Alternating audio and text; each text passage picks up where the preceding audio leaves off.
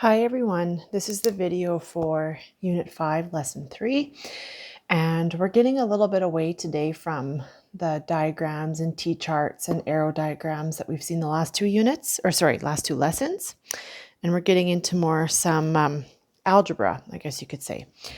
So first, what I wanted to show you is the difference between these two types of equations. So here's an equation with two variables. So you can see variable 1, variable 2. Variable 1, variable 2, variable 1, variable 2.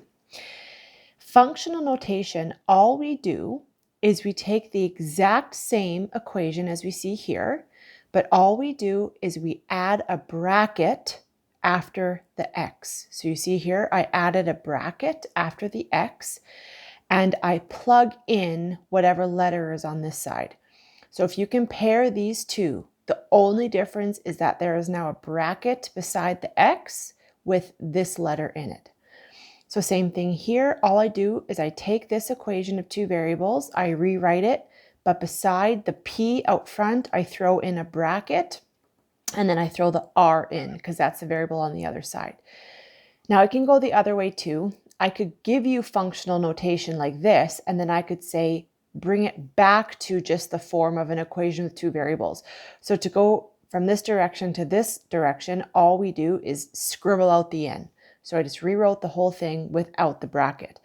So equation with two variables has no bracket, functional notation has the bracket, and that's the only difference. The isolated variable in each equation, so the isolated variable is the one all by itself. So in this case would be x, p, and f. Those are called the dependent variables because their value depends on the value of the other variable. So the other variables are y, r, and n. And these variables, y, r, and n, are called the independent variables. So in your textbook, you might see a question asking you to point out which are dependent and which are independent. Dependent are the ones all on the side, but by themselves. Independent are the ones on the inside. Okay, so this is how we do a question for this type of stuff.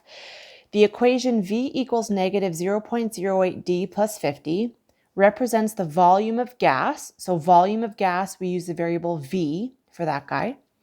That is left in your gas tank after driving a certain distance. So the distance is the D. So volume is how much gas is left in your gas tank, and D is how far you drove. So of course, if you've driven a far, far, far distance, like you drove from here to Calgary, the volume of your gas tank would be almost at 0.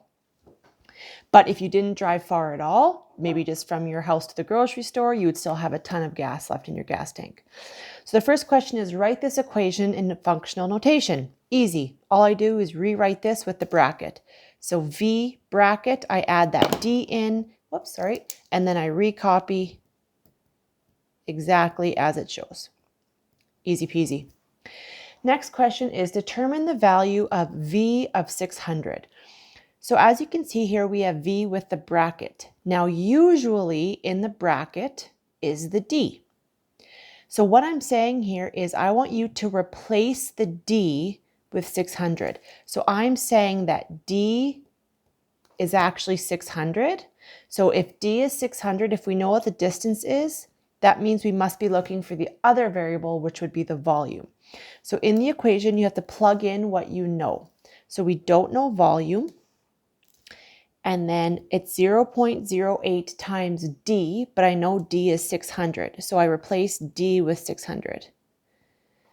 Now, on your calculator, you just go negative 0.08 times the 600 equals, but then we have to add 50 to that number, and we get 2. So our volume is 2 liters. So that means after driving 600 kilometers, we only have 2 liters of gas in our tank, which makes sense. That's a long distance for a car to drive, so there shouldn't be much gas left. Okay, this next question is a little bit different. It says determine the distance driven. So we're looking for distance here. That's our question mark, okay? And then it tells us that V of D is 26. So if we look at the original equation here, it wants us to replace all of VD with 26. So where we see a VD, this whole thing gets replaced with 26.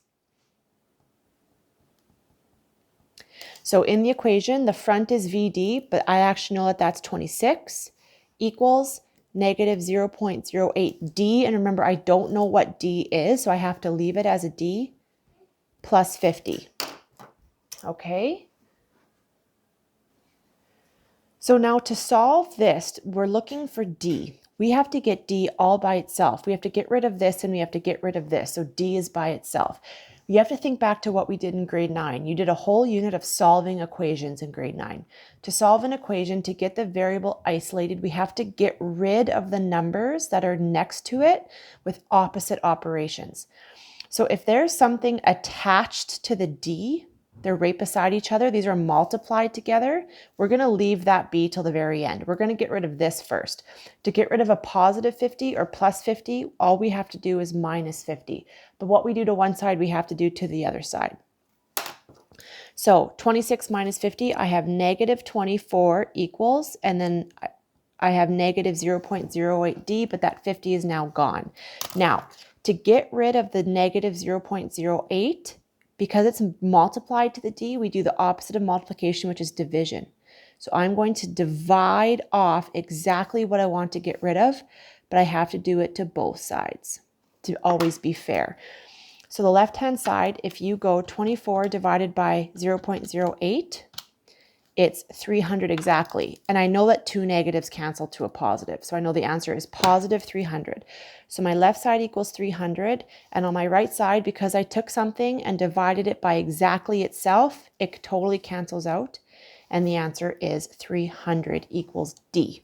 So that means I drove 300 kilometers for there to be 26 liters left in my gas tank. Okay, a couple more like this. Determine how far you drove if there were 23 liters left. Okay, so liters talks about volume. So we know the volume is 23 liters left in the gas tank. And I want to know how far did we drive. So here, V is 23. Okay, so in this question here, I have no brackets or anything. In B and C, I had brackets. So I use this equation. But in D, I have no brackets. So I'm going to go back to this equation that has no brackets. So all I do is replace V with 23.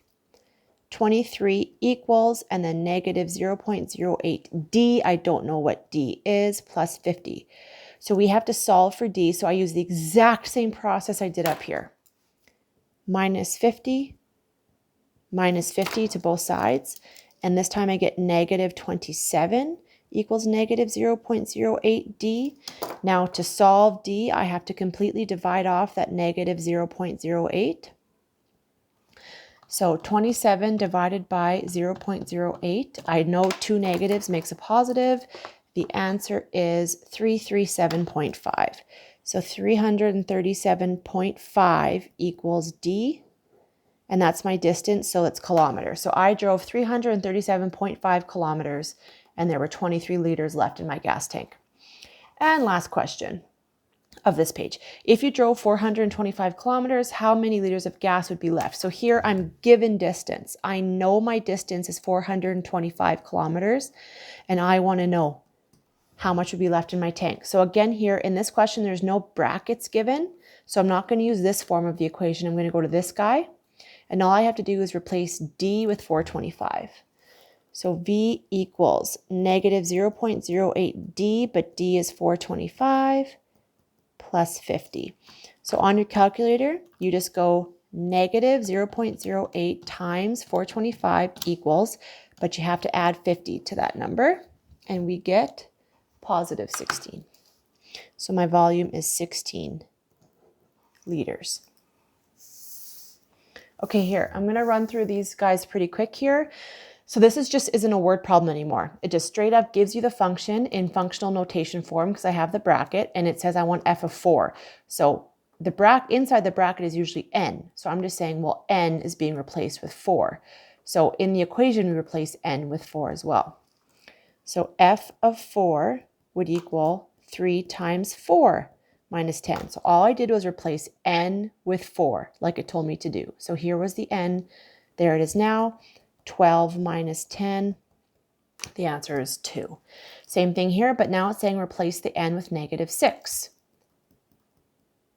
Okay, so I take my equation, wherever there's the n, I replace with negative 6. I recopy the rest. 3 times negative 6 is negative 18 minus 10. Negative 18 minus 10 is negative 28. Okay, here it's the opposite. Here it tells me all of f of n is 15. So you can see the difference between these two here. Here it's saying the bracket gets replaced with the 4, so the n gets replaced with 4. Here it's saying the whole thing, f of n, this whole front part gets replaced with 15. So it becomes 15 equals, and then we replace the rest, and we have to solve for n. So in this case is where I go minus 6, 15 minus 6 is 9. And then I have the negative 3n left over, but that's gone. And remember, to get n all by itself, we have to divide off by exactly what it's multiplied to. Negative 3 on both sides. 9 divided by negative 3 is negative 3. Over here, those cancel, and negative 3 is n. So same thing here. I'm replacing the entire f of n chunk out front with negative 20. So negative 20 is now my new part out front. I recopy the rest. Same process I did over here, minus 6, minus 6. On the left side, negative 20, take away 6 more is now negative 26 equals negative 3n. Same thing, I have to divide off by exactly what it's multiplied to. Those cancel out. So on my right-hand side, I have n isolated. Now over here, 26 over 3, you can't divide that nicely.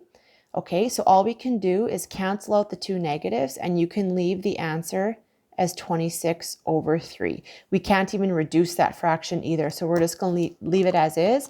If you really wanted to, find the decimal. 26 divided by 3 is 8.6 repeated. I'd accept either answer. So here's some optional practice questions. Again, these do not need to be handed in. Just let me know if you have any problems with them, but they're not for marks or anything. They're just for your own good if you want some practice. Okay, until next time.